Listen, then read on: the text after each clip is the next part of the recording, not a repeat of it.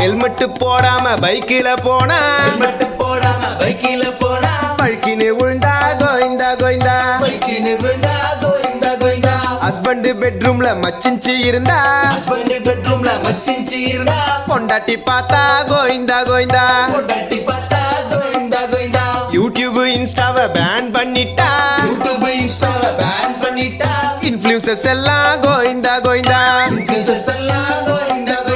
கருப்பு பணத்தை பதுக்கி வச்சிருந்தா ரைடு வந்தா கோயிந்தா கோயிந்தா